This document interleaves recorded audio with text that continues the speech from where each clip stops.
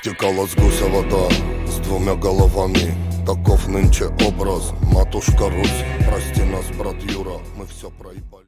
And welcome back to an emergency episode. We got the Shoot For It away game podcast. Let's I'm go. your co-host JK. We got your other co-host GK, and we got our main man, the producer with the plan, NK, pulling the strings in the back.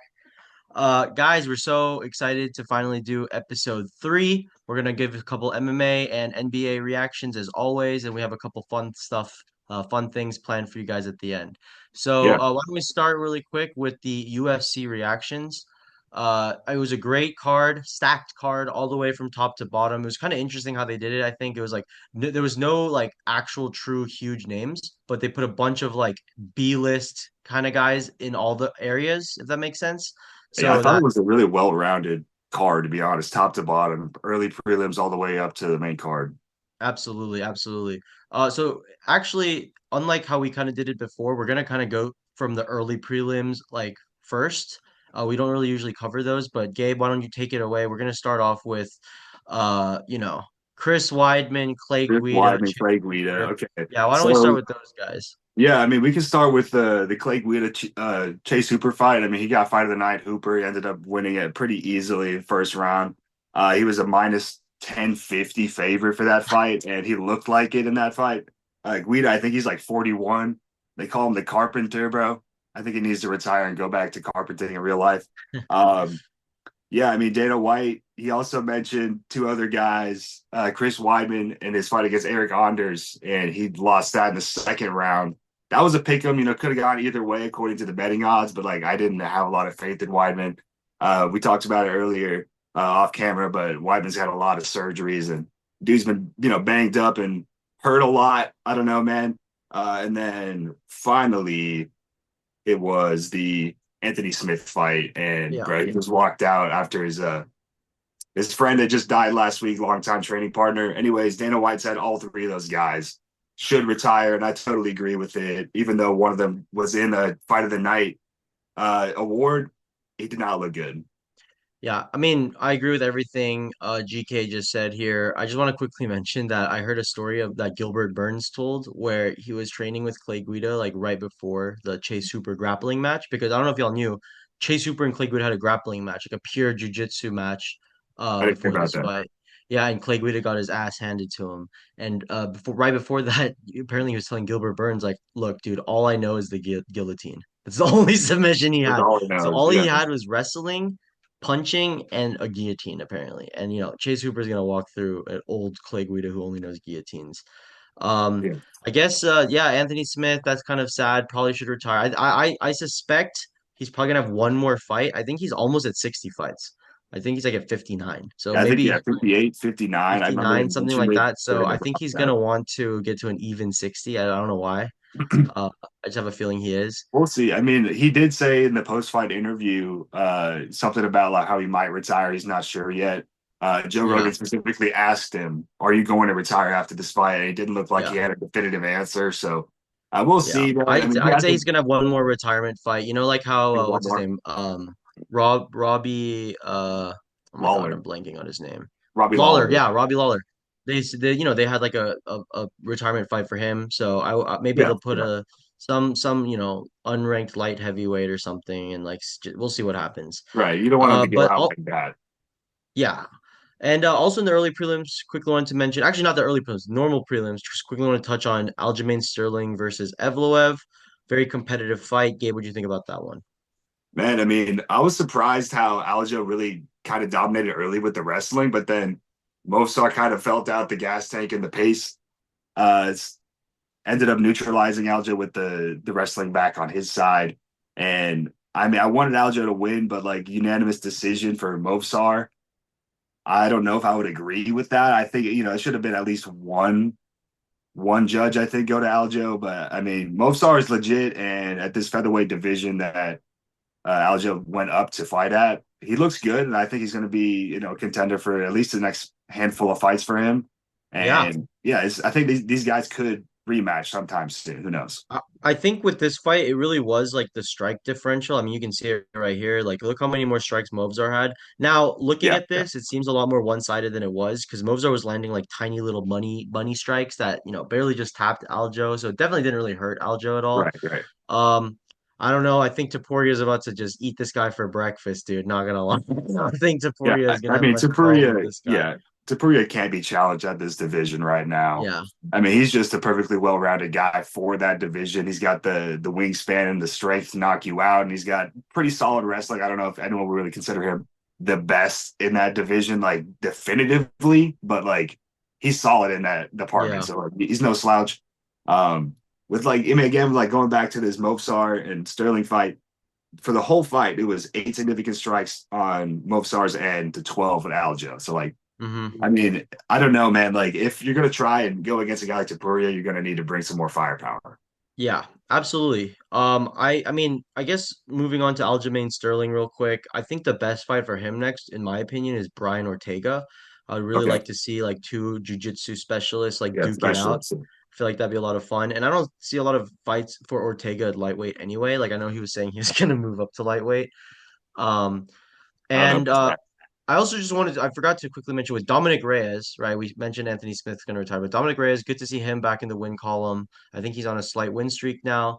Yeah, I'm sure big he's tier going to three fight like fights a there. Khalil Roundtree or something like that. Yeah, And I I would love like to his see that. chances against any of those guys. So we'll see what happens with Dominic Reyes.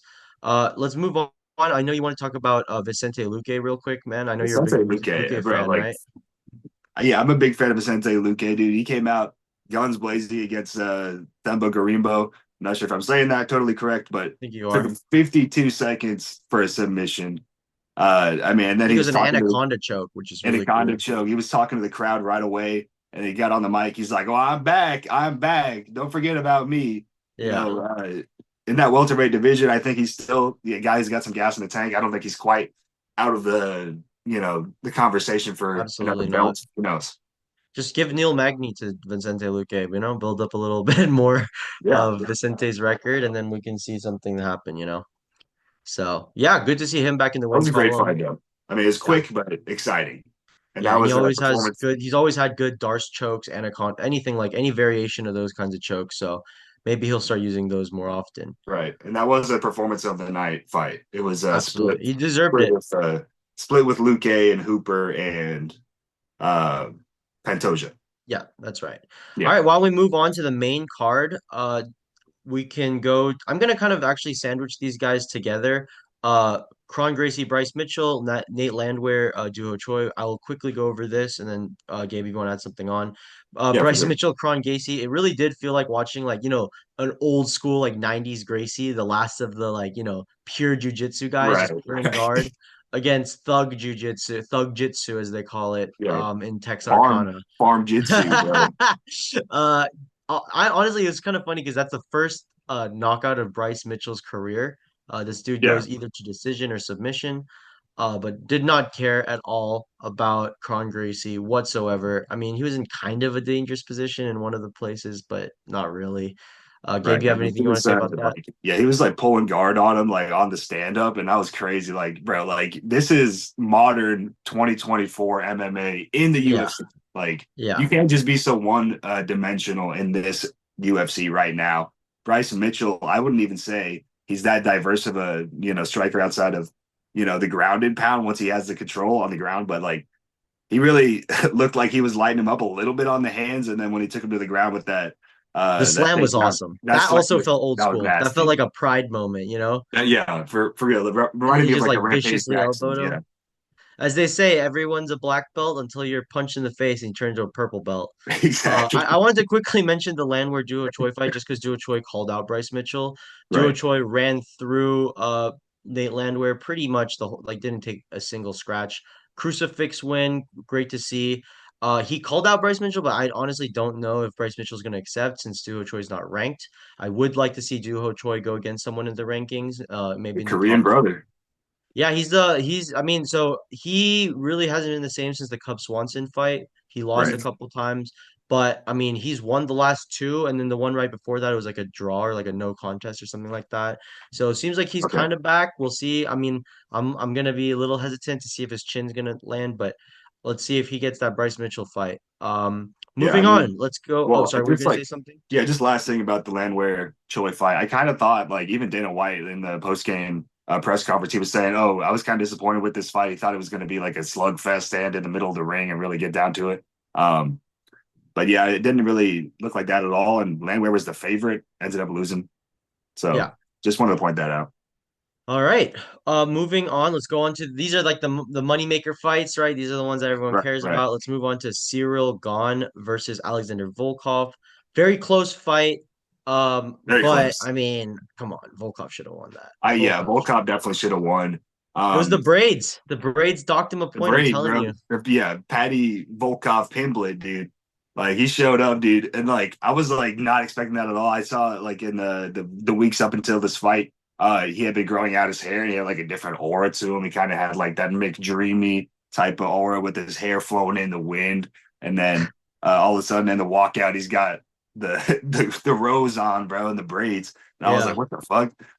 So then I was like, wait a minute. If I were gonna bet on that fight, I would have changed my bet to Volkov on that fight just on the way he walked out. But Yeah. my boy Cyril Gahn, I'm a huge fan of Cyril, probably my second favorite fighter right now. I love the diversity in his striking, but in this fight, he really showed that his wrestling and training camp has actually improved a lot. Like that first Yeah. round, he actually did pretty well. He got Volkov to the ground a handful of times in this fight. hmm I will say though, Volkov is a striker, and the fact that he Exactly. could do the stuff that he did to Cyril on the ground, I do not like Cyril's like I do not like Cyril's transit as much as I did with Tom Aspinall. I used to think Oh yeah, yeah, um Cyril and Tom were like that was like the matchup to make, and like like Cyril's footwork and like his takedown defense like could pose a problem to Tom. But seeing how Volkov took Cyril down three like times. he did, Yeah, I'm very worried for Cyril Gahn because Tom is a much better grappler. much better. Yeah, wrestler. Much, But I much mean, better.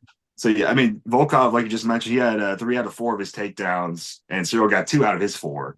hmm But like you said, Volkov is not known to be a guy who can really take you to the ground and like survive and dominate the fight when it gets to that level. But he didn't look like a slouch at all. I mean, but I was kind of impressed with God not just like getting tapped out in a Yeah, situation where especially uh, since he broke his toes apparently, like in the first round. yeah, So I didn't, I don't know exactly what strike happened where like it caused the toe to break, but it looked kind yeah, of bad afterwards, and like I'm sure that affects your fight game. And then in the yeah, post game interview, it looked like Gon thought he lost. He was like disappointed. He mentioned that he was disappointed in himself, but like it looked like he was about to just walk out of the ring and be like, accept yeah, defeat.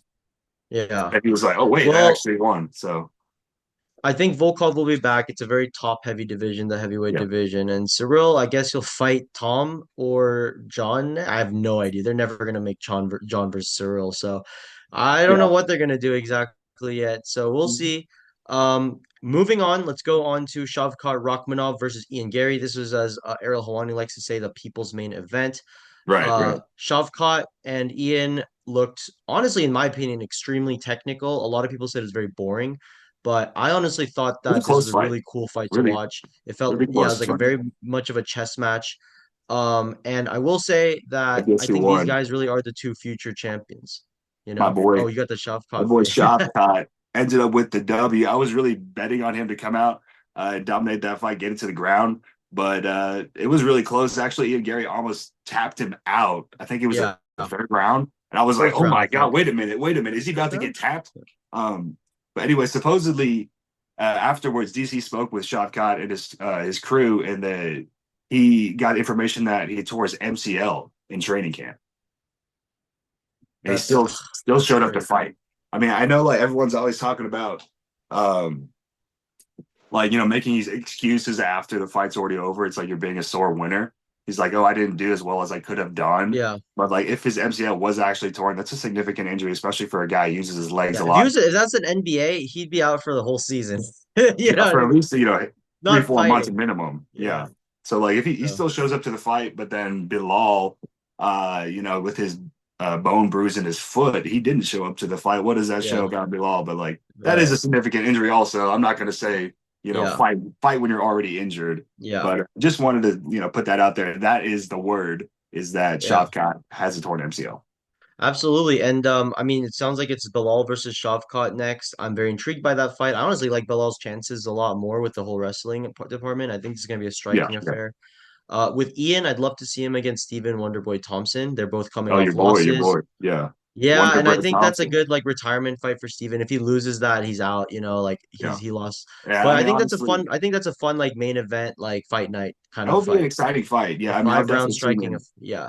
I would tune in and be excited for that fight, but I definitely would lean Gary on that fight against Wonder Yeah. Bread. Oh, me too. Yeah. Ian, I mean, like I said, I think Ian is the next level now. I think he really is. Like him and Shavkat are the next two like big welterweights. Yep. Let's wrap this up before we move on to the NBA segment. We'll go to Alejandro Pantoja versus Kai Sakura. Not much Yep. for me to say about this. I was pretty much expecting this. There was a one knee from Kai that was pretty cool, but as soon as, Mr. Backpack got on the back, it was the smack that smiled back, aka submission. It was pretty much over. And, the Demetrius Johnson was a great call out, gave him a lot more stock, I think, but I really don't I don't think that's know. ever going to I happen. mean, yeah, like just the way the fight went before I talk about the DJ thing. I mean, Pantoja, like I clearly thought it was going to be an easy win for him, but like Kai, he started out aggressive. I was like, okay, there's a little bit of fire behind those eyes. He didn't look like the bright lights of the UFC really bothered him too much. But then, once he got a hold of him, Pantoja just got to work, ended it Yeah. early. I like the striking of the kid. I don't watch a lot of Ryzen, so I'm not really too familiar with him up until few days before the fight, and I was just really, researching, watching his highlights. He's an exciting guy. In the ring, they don't even they don't even use an octagon, right? In Yeah, they Rising, use a it's ring. the ring, right? Yeah. Yeah. Anyways, but yeah, with Pantoja calling out Demetrius Johnson, aka Mighty Mouse, bro. There's no way that's happening. Dana White even kind of was asked the question about, oh, what are you going to do about Pantoja calling him out? And he's like, oh, that's a possibility. I've been a big supporter of DJ for years. I'm like, bro, you literally traded him away from Ben Askren. Yeah. Like, what do you mean? You're not the guy who actually supports the GOAT 100%. of the flyweight division. Yeah. Um, I will I say just though, that would be the best fight to make. I would love to see that I'd fight. love DJ to is see. still in his prime. Like honestly, like that would be an amazing fight. I just don't think DJ is gonna want to fight after that. I do also think another Right. good fight for Pantoja would be Figueiredo. They fought like I think once Ooh, before, but yeah, that would yeah, be a good fight. And like honestly, Figueiredo could come back to 125. Like why not? yeah. And then with Kai, I think he could just go against maybe a Manel Cap rematch because they were fighting in Ryzen, and he'll be fine in the top 10. I think I'm going to keep an eye on him. He seems like a very fun guy to watch. I mean, the Japanese have a lot of good 125. They have Tatsuro Taira as well. He fought Royval recently. That was a very close fight. Okay.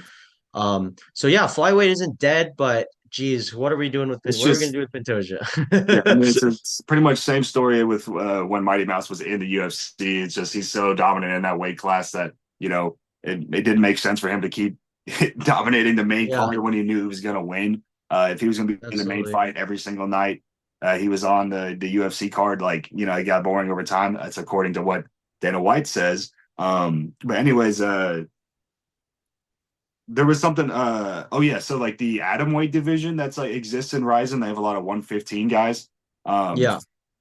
Someone asked the question to Dana like, "Oh, what if you brought atom weight to the UFC, and then you can bring in some more of the Japanese fighters who are pretty skilled, but like, I uh, feel like atom weight though is only girls usually. I don't think there's a lot of guy atom weights. That's like 90 pounds. That's like 100-pound dudes. I think it was 115, but like still, that's crazy. Like you got to have That's like straw weight. Straw weight is 115. straw weight. Okay, That's like Zhang Wei Li and all that. But gotcha. the atom is one down from that. I think it's like literally 90 or something like that. It's Oh insanely my small. They're god. like I the mean, tiny I girls. would watch it. I would watch it, but I've never really. Me too. Nick, do you have I anything you want to add before we wrap this segment up? Nothing much. I mean, I was just about to, interrupt y'all because this meeting's about to end. So I think